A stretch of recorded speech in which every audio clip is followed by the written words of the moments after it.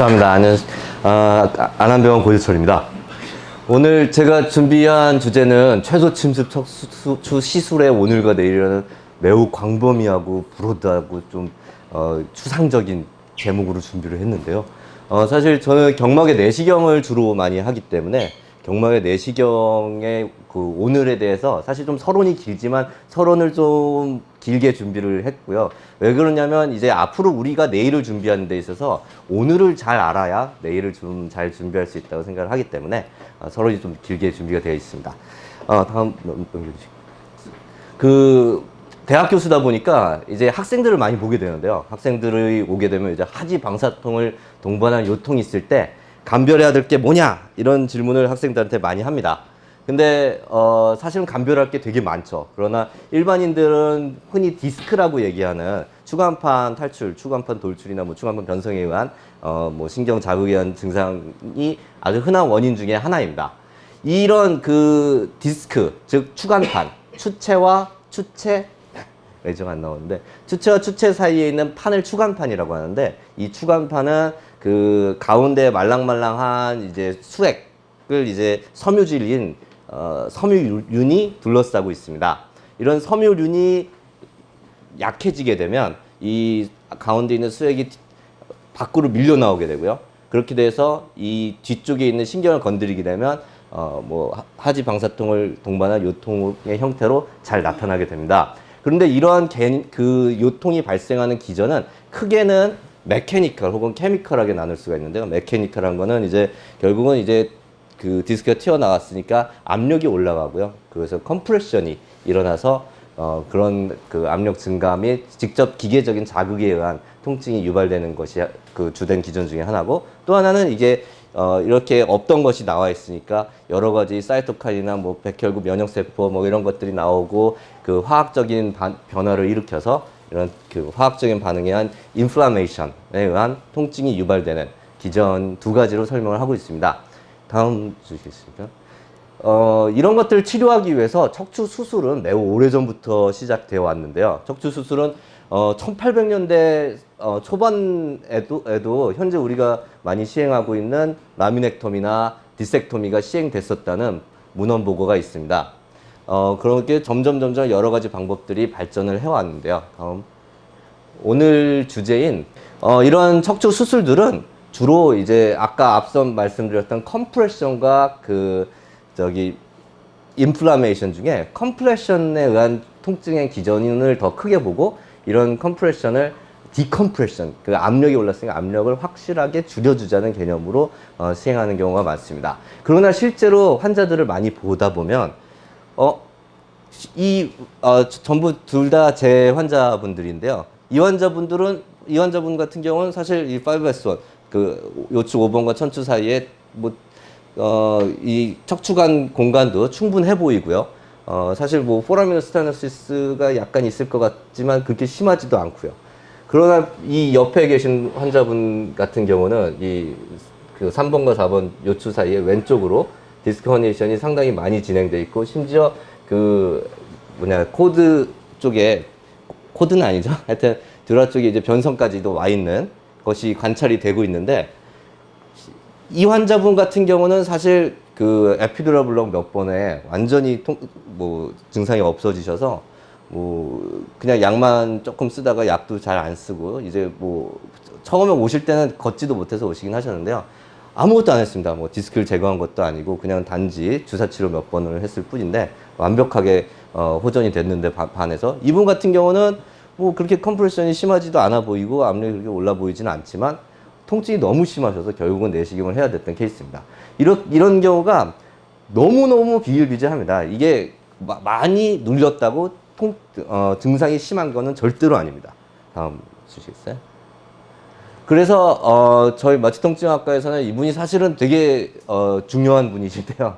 이분이 닥터 가버 락즈라고 그 텍사스대에서 마취통증학과 하신 분이신데 82년도에 처음으로 이분의 이름을 따서 락즈 카테터라는 걸 만드셨습니다. 그래서 락즈 카테터를 만들어서 89년에는 이 경막의 공간에 컴프레션도 물론 중요합니다. 컴프레션에 의한 통증의 발생 기전도 중요하지만 그런 디스크나 아니면 뭐 인대 등이 비우되거나 뭐 그렇게 해서 좁아져서 통증이 유발되는 것 외에도 파이브로틱 티슈라든지 아니면 여러 가지 뭐 인플라메이션 여러 가지 그 결체 조직들에 의해서도 그 에피듀랄 그 어드헤전이 생길 수가 있고요. 그러니까 경막의 공간에 유착이 생길 수 있고 이 유착이 여러 가지 뭐 신경을 자극하거나 아니면 이렇게 뭐 딱 달라붙어 가지고 뭐 트랙션을 시킨다든지 여러 가지 기전에 의해서 통증을 유발할 수가 있다고 주장을 하였고요.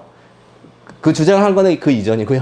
그래서 89년도에는 본인이 만든 락스 카테터를 이용을 해서 이러한 기전에 의한 통증은 이때는 그 하이퍼토닉 셀라인을 쓰셨는데요. 이런 약물을 이용을 해서 이 어드헤전을 줄여주는 것만으로도 만성 통증을 성공적으로 치료할 수 있었다는 보고를 했습니다. 95년도에 FDA 승인을 받았고 그 이후로 점점 발전을 해서 뒤에 나오지만 이제 그 내시경 업체나 이런 회사들하고도 같이 협조를 해서 좀 더 그 힘을 받을 수 있고 그 끝을 움직여 갈 수 있는 그런 카테터들을 개발해서 사용하기 시작했고 뭐 풍선 확장술 이런 것 여러 가지 도구들로 발전을 해 나갔습니다. 다음 주시겠습니까?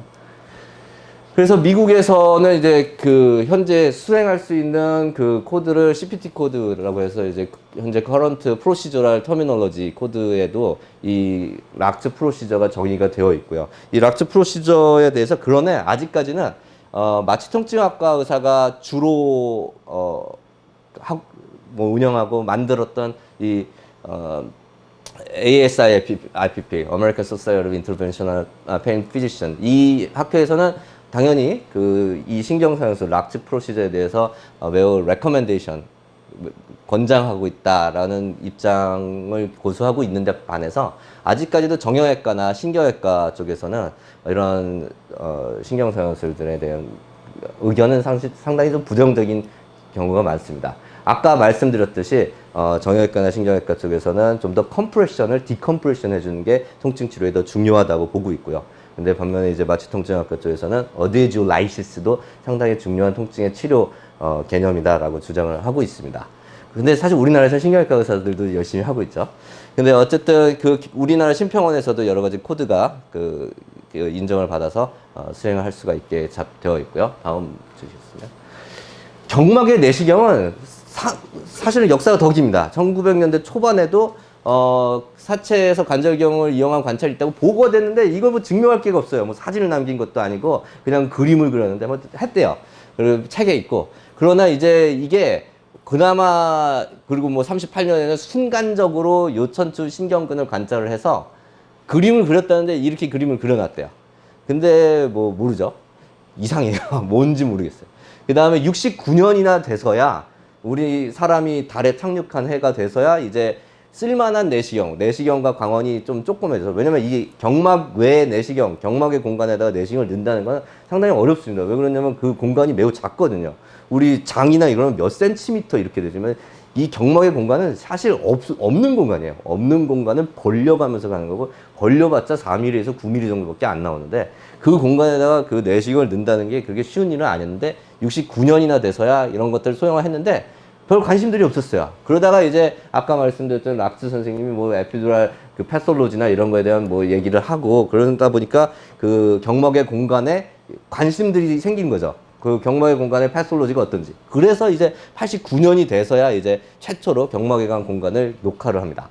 그리고 91년이나 돼서야 최초로 일본에서 진단적으로 그때까지는 경막외 내시경을 소형화하는데 못 해가지고 그냥 가서 카메라로 보는 것밖에 안 됐어요.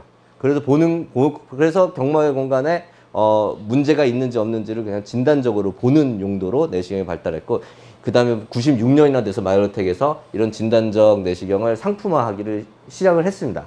그리고 2002년이 돼서야 이제 레이저를 이용을 해서 레이저를 적용해서 저희 그 마취통증학과에서 그 어드헤지오라이시스를 그 신경상에서 앞에 말씀드렸던 것들을 계속 하고 있었는데 그거를 좀 더 수월하게 할 수 있지 않을까 하는 목적에서 레이저 등을 사용하기 시작했습니다. 그런데 이 앞서 말씀드렸던 락즈 프로시저 그리고 내시경들이 미국에서는 오히려 그렇게 크게 한 번에 붐을 일으키지 못했어요.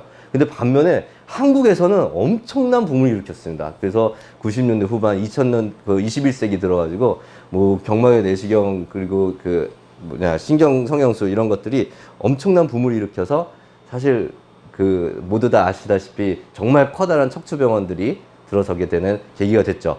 그게 왜, 그렇게 됐냐. 뭐, 어떤 분들은 뭐, 보험 문제다, 뭐, 이런 것 때문에도 영향이 있었다고 말씀을 하시지만, 저는 뭐, 그렇게 생각합니다. 우리나라의 광통식망이 세계에서 어느 나라보다 가장 빨리 도입이 됐던 것도 있지 않습니까? 그런 것처럼, 우리나라 사람들은 새로운 걸 좀 좋아하는 편이고요. 그리고 우리나라나 이제 개발도상국들에서 오히려 광통신망들은 더 빨리, 보급이 되는 경우들이 많거든요. 그게 왜 그러냐면 전화망 같은 게 더 늦게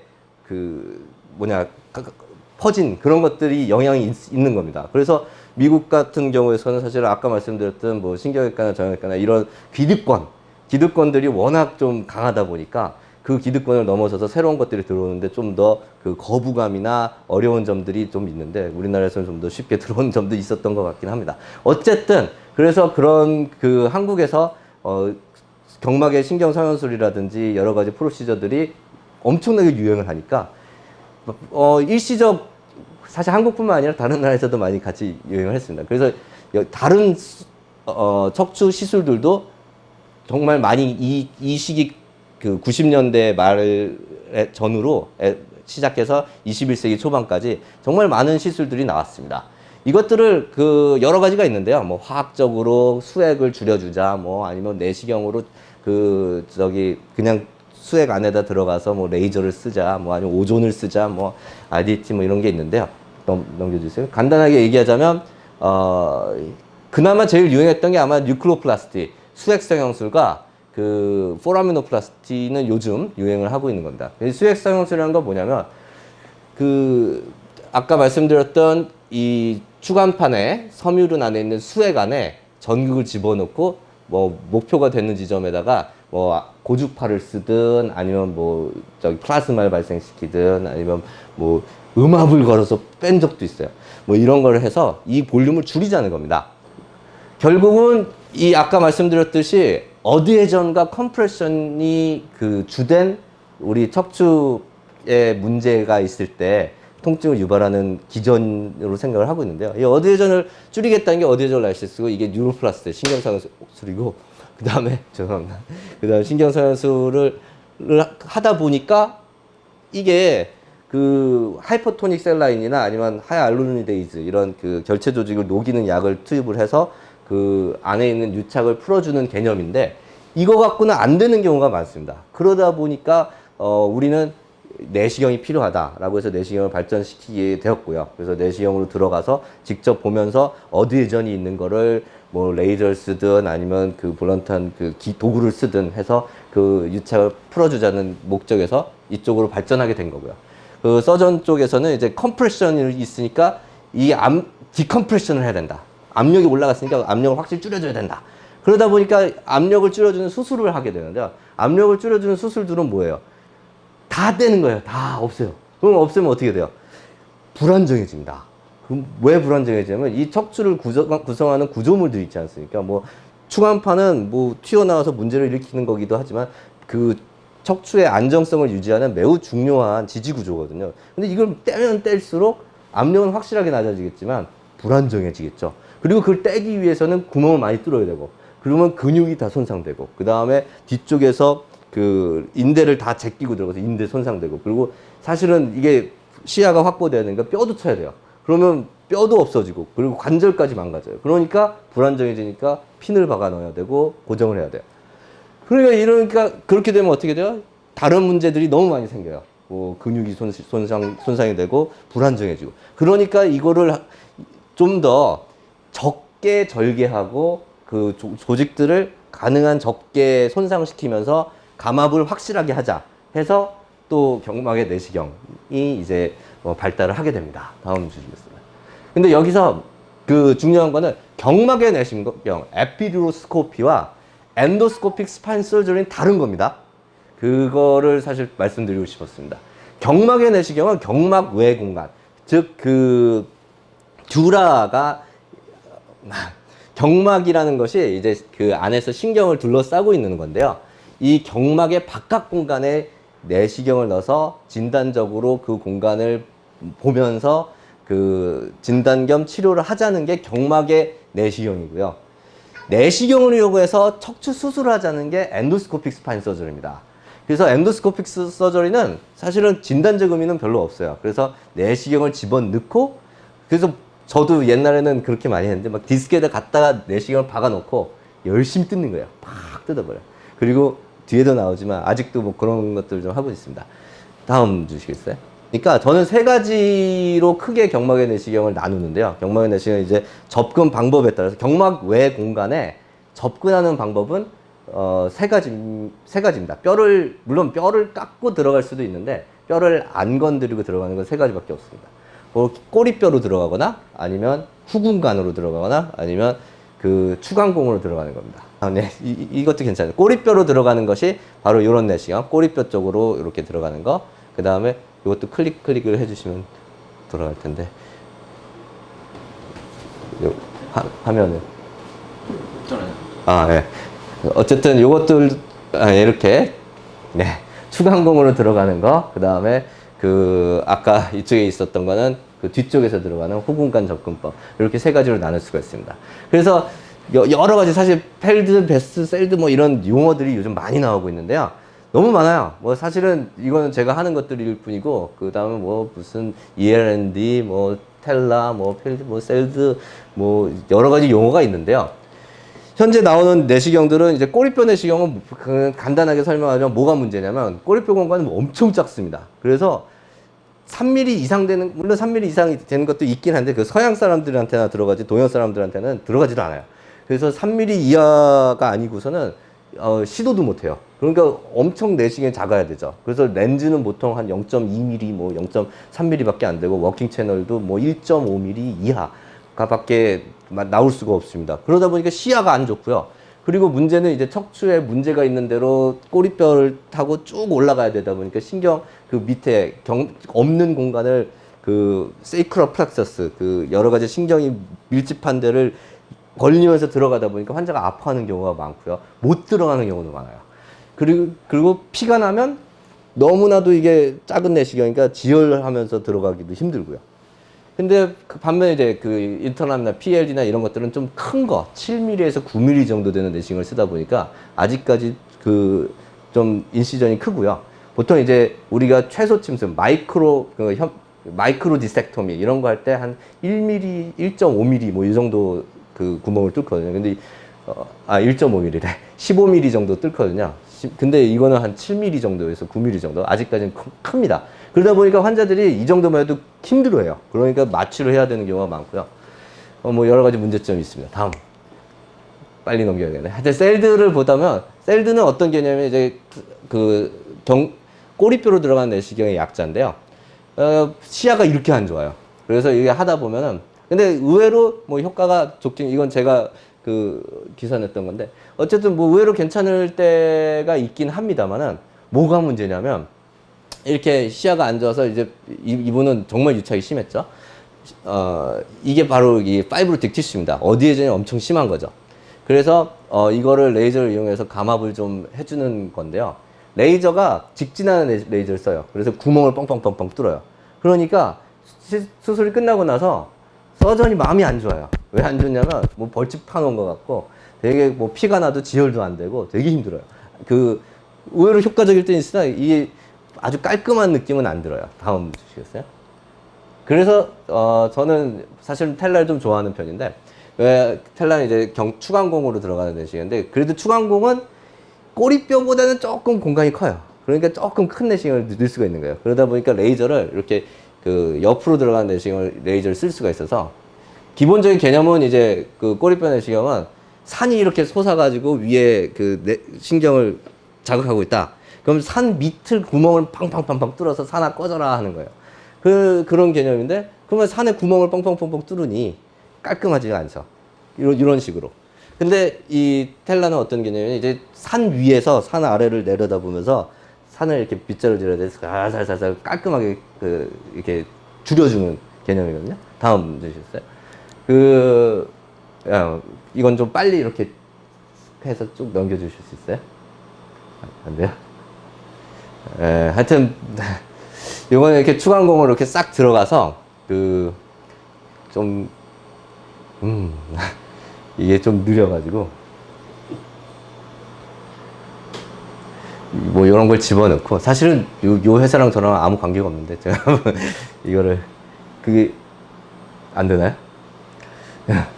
그래서 이렇게 싹 들어가서 이 옆으로 그 문제가 있는 곳에 이런 그 부들부들한, 사실 이렇게 조직을 손상하지 않게 되게 부드러운 걸로 이렇게 싹 들어가고요. 그래서 부드러운 걸로 들어가서 내시경을 진입시킨 다음에 내시경을 이렇게 넣어서 아까 옆으로 가는 내시경을 이용을 해서 살살살살 이렇게 줄여주는 겁니다. 그 추간판 문제가 있는 데를 아래다 놓고 이렇게 살살살살 해서, 그러면 이렇게 튀어나와 있을 때 이 부드러운 파란색 그 관을 넣어놓고 내시경을 넣은 다음에 레이저를 이렇게 적용해서 살살살살 해주면 그 깔끔하게, 뭐 출혈이 있으면 살짝 레이저로 이렇게 지혈도 해주면서, 그 다음에 그 뭔가 이렇게 구멍을 뚫는 개념이 아니라 이렇게 살짝 해서 요 튀어나온 그 추간판을, 그 가장 중요한 거는 요 섬유륜을 유지해 주면서 줄일 수가 있습니다. 다음. 왜 줄일 수가 있냐면, 우리가 꼬리뼈 내시경 할 때는 홀륨 레이저를 쓰거든요. 홀륨 레이저는 어떤 특징이 있냐면 투과성이 없어요. 그래갖고 어떤 개념이면 눈이 쌓여 있으면 눈에다가 막 레이저를 쏘아서 눈을 녹이자는 거예요. 그래서 산을 꺼트리자는 개념이에요. 그러니까 뭐 애눌러스가 손상되기가 쉽죠.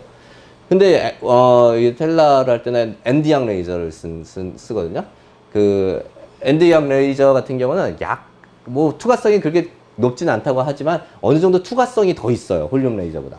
그래서 투과성이 있으면서 그 1400 나노미터대 파장이 가장 워터 업소션 레이트이 높아요. 그러다 보니까 어떤 컨셉이냐면, 추간판이 가운데는 수분이 많은 수액이고 그거를 수분이 없는 섬유륜이 둘러싸고 있는데, 섬유륜을 살짝 퉁가해서, 특히 섬유륜이 얇아진 데 문제가 있어서 거기를 살짝 투과해 갖고 그 튀어나온 부분에 그 수액 부분에 수분만 살짝 날려줘서 섬유륜을 두껍게 해주면서 살짝 슈링키지 시키자, 이런 개념이에요. 그러니까 할 수만 있다면 이게 제일 좋죠. 다음. 그래서 이렇게 식약처 허가를 받고 우리나라에서 이제 하고 있는데요. 그리고 미국에서도 뭐 이런 것들이 있긴 있는데 하여튼 문제가 아직 많이 있습니다. 그래서 사실 레이저도 목적은 추가를 했는데 수가를 못 받아가지고 지금 이거 갖고 뭐 보험 문제가 지금 상당히 많습니다. 그러나 중요한 거는 옳은 건 결국 옳은 거다. 그래서 결국은 효과가 있는 거는 언젠가는 옳은 건 옳은 거니까 허가나 이제 그 수가 받는데 어려움이 없을 거로 생각을 하고 있고요. 다음. 그래서 이걸 보면은 이런 식으로 하게 됩니다. 아래다가 그 추간판을 놓고, 그 다음에 사실 이 공간이 없거든요. 거의 없어요. 그래서 이 공간을 살살살살 벌려갖고 들어가서 여기다가 요 레이저를 살짝 놓고 살살살 돌려갖고 없던 공간을 점점 이 그 아래에 있던 그 디스크를 살짝 슈링키지, 그러니까 살짝 수축시켜가지고 공간을 벌려가면서 시술을 하게 됩니다. 보기만 해도 잘 안 보이죠. 정말 시야가 안 좋습니다. 그리고 사실 이 공간을 처음에 찾아 들어가는 게 어려워요. 왜냐? 없는 공간이니까. 예, 다음. 그리고 사실 보면은 꼭 이런 공간이면 사실은 들어가기가 좋죠. 부들부들하는 대로 이렇게 들어가요. 근데 문제가 있으니까 아프잖아요. 그래서 문제가 있는 데는 좁아가지고 들어가기가 너무 힘들어요. 그래서 저 같은 경우는 어떻게든 공간이 있는 대로 먼저 그 파란 통을 집어넣고 여기서 살살 이렇게 벌려 들어가는 거죠. 이거 줄여가면서. 그런 식으로 시술을 하고 있습니다. 그리고 갑자기 무슨 추간근 내시경 광고하러 나온 것 같아가지고 그거 내시경 말고도 후궁관 내시경도 저는 많이 하는데요. 후궁관 내시경은 어떤 거냐면 어떤 거가 아니라 후궁관으로 들어가는 건데요. 저는 어떨 때 주로 사용하냐면, 이 환자 같은 경우는 이 4번, 5번, 그 80대가 넘으신 분인데, 딴 데는 다 괜찮으신데 4번과 5번 사이에 그 척추 협착이 좀 딱 있으세요. 그래서, 딱 봤더니, 근데 뭐가 문제냐면, 이 척추가 전이가 있어요. 그리고 그 다음에 이제 이 추간판의 돌출은 그렇게 심하지가 않아요. 추간판은. 그래서 이런 경우에는 추간판을 줄여주게 되면 추간판을 뜯어주잖아요. 그러면 그 척추의 안정성이 좀 안 좋아질 가능성이 높다고 보거든요. 그래서 이런 경우에는 저 같은 경우는 이제 황색인대 비유가 더 주라고 보는 겁니다. 이게 황색인대거든요. 여기 이 황색인대만 줄여주면 뜯어주면 이 척추관 공간이 충분히 확보가 될 거라고 봅니다. 그래서 다음 주시겠어요? 그래서 이런 경우는 이런 식으로 이것도 안 돌아가네. 어쨌든 이 후공간으로 이런 내시경을 이것도 동영상인데 그 진입을 시켜서 이렇게 내시경을 보면서 이게 황색인대입니다. 약간 노랗죠. 그래서 황색인대인데 황색인대를 딱 제거를 해주면 이렇게 안쪽에 있는 이 듀라가 관찰이 되면서 이게 눌려있던 그 듀라가 충분한 공간을 확보를 해줄 수가 있습니다. 뭐 이런 식으로 하게 되고요. 다음 주시겠어요? 그런데 이것도 뭐가 문제냐면 이 환자 얼마 전에 했던 케이스인데요. 척추가 전방전이가 심하죠. 그래갖고 이 사람을 디스크를 많이 쳐주면 아까 말씀드렸듯이 불안정해질 가능성이 높죠. 그렇다 보니까 그럼 그 황색 인대만 뜯어주자 하고 봤더니 이걸 CT를 찍어서 봤더니 공간이 없어요. 들어갈 공간이 없어요. 이렇게. 그래서 다음 보실래요? 그래서 가이드가 필요하다라는 결론입니다. 이게 서론이고요. 다음 이제 본론으로 가겠습니다. 그래서 이제 어떤 것들이 발전해 왔고 저는 어떤 거를 지금 하려고 하는지 하고 있는지 그런 것들을 간략히 소개하려고 합니다. 다음 주시겠어요? 현재 그 내비게이션을 이용해서 척추 시술을 하는 것은 미국이나 독일 쪽이 좀 앞서 있는 것 같습니다. 이제 오암이라는 거는 이것도 클릭을 해줘야 되네요. 어쨌든 이렇게 동그란 오암을 이용을 해서 척추 구조를 파악을 하고요. 척추 구조에 보통은 이제 아무래도 서전 쪽들이 많이 하다 보니까 이 환자 같은 경우에 스콜리오시스 심한 환자들 같은 이런 환자들은 무조건 퓨전을 해줘야죠. 왜냐면 이게 교정을 해줘야 되니까 불안정하니까. 그래서 페디클 스크루를 박아야 되는데 문제는 이게 척추 변형이 심하니까 이 뒤쪽에서 아무리 열고 봐도요. 이 스크류를 박아 넣을 때 앞쪽 구조는 안 보이거든요. 그러니까 이거를 시술 도중에 아무래도 이것도 같이 클릭을 해놔 주세요. 그 다음 환자를 보면서 이 스크류를 박아 넣을 때 이 스크류를 박아 넣는 방향을 정확하게 좀 파악을 하는 것이 필요합니다. 그래서 이따만한 장비를 위치를 이용을 해서 이거를 수술 중에 계속 환자에다가 적용을 좀 해놓은 상태로 수술을 하게 되죠. 수술하는데도 좀 방해가 되니까 이렇게 C암처럼 만들 수가 있긴 해요. 그래서 이제 필요할 때마다 이게 오암으로 변형해서 찍게 되면 오암은 이제 방사선이 사방에서 나올 수가 있으니까 그래서 약간 척추 구조 입체적인 구조를 실시간으로 파악을 해서 스크류를 박아 넣을 때 그 스크류와 현재 입체 구조가 어떠한 관계를 가지고 있는지를 실시간으로 좀 보여줄 수 있는 그런 장비를 개발해서 쓰고 있습니다. 사실 다른 장비들, 독일 장비나 미국 장비들도 현재 사용하고 있는 것들은 다 비슷해요. 결국은 다 페디클 스크류를 박아 넣을 때, 이게 시야가 안 좋으니까 그 시야를 극복하기 위해서 척추 구조의 입체적인 구조를 보여주고 그 다음에 그것을 페디클 스크류 박아 넣을 때 스크류의 방향과 위치를 같이 보여주는 그런 장비예요. 사실 방식만 살짝 다르지 다 비슷해요. 다음 주시겠어요? 근데 이거는 어떤 문제가 다음 슬라이드 주시겠어요? 다음 슬라이드. 예. 어떤 거냐면 결국은 이러고 시술을 해야 돼요. 뭐냐면 박는 손은 환자를 향하고 있는데 시선은 환자를 보지 못하고 화면을 보면서 시술을 해야 돼요. 왜냐면 이게 화면에 계속 이 척추 구조랑 그게 뜨니까 이러고 수술하는 거예요. 그러다 보니까 저는 어떤 비유를 하냐면 이거는 바늘에다 실 깰 때 거울에 비친 바늘과 실 보면서 내 손 보면서 바늘에 실 깨는 거다라고 얘기를 하거든요. 그러지 말고 바늘 보고 실 보고 깨면 얼마나 정확하고 편하겠어요. 근데 지금은 이러고 하고 있습니다. 다음. 그래서 저기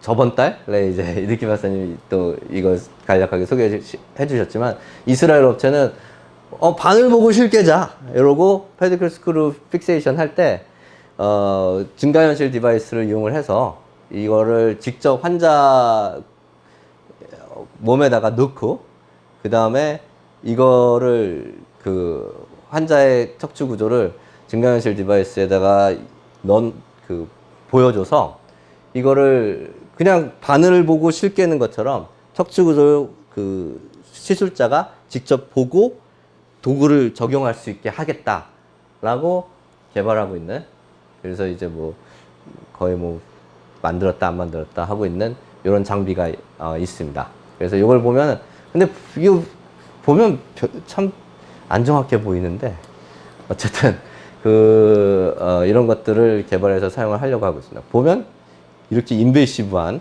마커를 환자한테 적용을 해야 되고요.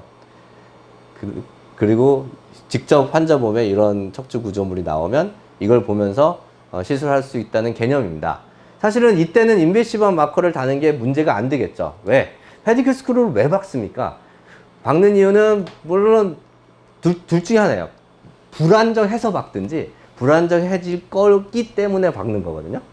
그래서 뭐 이미 뭐 퇴행성 변화가 너무 심해서 척추가 불안정하면 뭐 박아 넣어야죠. 그래서 뭐 움직일 때 아프니까 못 움직이게 해놓고, 그리고 불안정하니까 척추를 그냥 딱 그냥 두 개 이상 척추를 그냥 하나로 그냥 붙여버리는 거거든요. 아니면 근데 그런 경우가 아니라 뭐 이렇게 그 압박, 아까 말씀드렸던 컴프레션이 심하다. 그래서 구조가 너무 많다. 그러면 구조물들, 그 압박을 하고 있는 구조물을 다 제거하는 거야. 다 제거를 하니 후궁도 후궁 그러니까 뼈도 떼고 인대도 떼고 디스크도 떼고 이러면 불안정해질 거예요.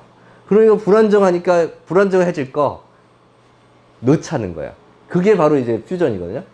여태까지 나와 있는 모든 제품들은 그런 페디클 스크루 픽세이션에 초점을 맞추고 있습니다. 사실 필요는 하거든요. 페디클 스크루 픽세이션 할 때 이런 게 없으면 뭐 조금이라도 이 각도가 빗나간다든지 다른 구조물들을 건드린다든지, 그러면 루트를 건드린다든지, 아니면 그러니까 신경근을 건드리든지, 아니면 신경 코드 조금 뭐 위쪽이면 건드릴 수 있죠. 그 다음에 뭐 듀랄 건드린다든지 이런 뭐 문제들이 있을 수가 있기 때문에 절대 되게 주의를 해야 되는데, 이것들을 가이드하는 것들 필요한 건 사실입니다.